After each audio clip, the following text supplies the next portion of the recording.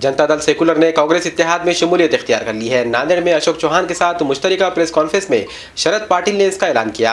कांग्रेस के रियासती सदर अशोक चौहान नांदेड़ के इंतखाबी हलके से अपनी किस्मत आजमा रहे हैं। रियासत में कांग्रेस ने एनसीपी और कई सियासी जमातों को साथ लेकर इत्तेहाद कायम किया है। कांग्रेस एनसीपी के इस इत्तेहाद में जनता दल सेकुलर भी शामिल हो गई है। इस सिलसिले में नांदेड़ में एक प्रेस कॉन्फ्रेंस के दौरान जनता दल सेकुलर के रियासती जिम्मेदारान ने कांग्रेस के रियासती सदर अशोक चौहान की मौजूदगी में कांग्रेस को हिमायत देने का ऐलान किया और रियासत की तमाम सीटों पर कांग्रेस और एनसीपी के उम्मीदवारों की कामयाबी के लिए जनता दल सेकुलर की जानिब से मदद करने का भी ऐलान किया। प्रेस कॉन्फ्रेंस में मौलाना आज़ाद विचार मंच के मकामी जिम्मेदारान ने भी कांग्रेस की हिमायत की। इन्होंने फिरका परस्त पार्टियों को इख्तिदार से दूर रखने के लिए कांग्रेस की हिमायत करने का ऐलान किया। पार्टी की हिमायत करने वाले तमाम अरकान का अशोक चौहान ने शुक्रिया अदा किया। प्रेस कॉन्फ्रेंस के दौरान मीडिया नुमाइंदों की जानिब से पूछे गए सवालात के भी इन्होंने जवाब दिए। जनता दल सेक्युलर या पक्षाच्या वतीने जो आज या ठिकाणी पाठिंबा व्यक्त केला गेला आहे त्याबद्दल प्रदेश अध्यक्ष व त्यांचे राष्ट्रीय अध्यक्ष दोघांचे भी या ठिकाणी मनपूर्वक आभार मानतो।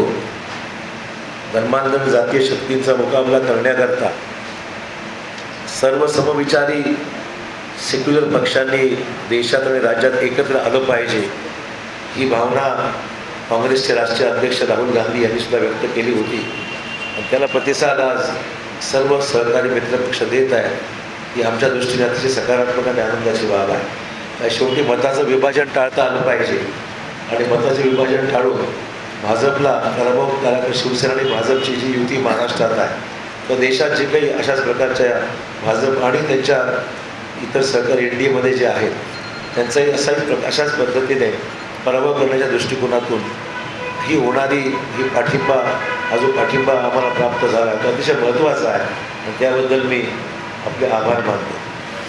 लोकसभेच्या निवडणुका होऊ घातलेल्या आहेत। देशभर प्रचाराचा आता गदारोळ सुरू झालेला आहे।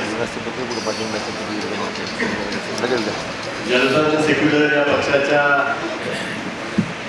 महाराष्ट्राच्या शाखेनं या निवडणुकीमध्ये महाराष्ट्रामध्ये भारतीय जनता पार्टीच्या विरोधामध्ये शिवसेनेच्या विरोधामध्ये ज्या ज्या ठिकाणी धर्मनिरपेक्ष पक्षांचे उमेदवार उभे आहेत त्या पक्षांना पाठिंबा देण्याचा निर्णय घेतलेला आहे।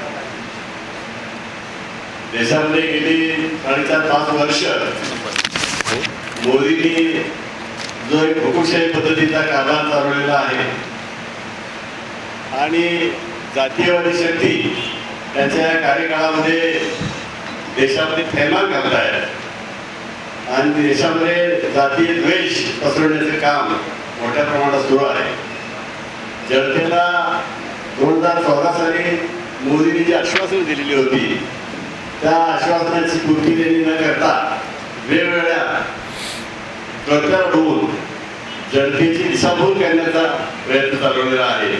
या निवडणुकीच्या पार्श्वभूमीवर देखील त्यांनी राष्ट्रीयत्वाचा मुद्दा घेऊन ही निवडणूक जिंकण्याचा घाट घातलेला आहे। तो यशस्वी होऊ नये यासाठी जनता दलानं काँग्रेस आणि काँग्रेसच्या आघाडीच्या उमेदवारांना महाराष्ट्रामध्ये पाठिंबा देण्याचा निर्णय घेतलेला आहे। जनता दलानं महाराष्ट्रामध्ये लोकसभेसाठी एकही उमेदवार उभा केलेला नाही, परंतु धर्मनिरपेक्ष शक्ती ही एकत्रित यावी आणि या जातीयवाद्यांचा पराभव करावा या भूमिकेतून आम्ही हा निर्णय घेतलेला आहे। या नांदेड लोकसभा मतदारसंघाचे उमेदवार सन्माननीय अशोकजी चव्हाण यांना जनता दलाच्या आमच्या या शाखेनं नांदेडच्या शाखेनं पूर्णपणे पाठिंबा द्यायचा निर्णय घेऊन त्याच्या पाठीशी उभं राहायचं ठरवलेलं आहे। त्याचबरोबर ज्या ज्या ठिकाणी काँग्रेसचे उमेदवार महाराष्ट्रामध्ये लोकसभेची निवडणूक लढवत आहेत त्या ठिकाणी काँग्रेसच्या उमेदवारांना आमचा पाठिंबा आहे। सक्रियरित्या आम्ही त्यांना पाठिंबा देत आहोत।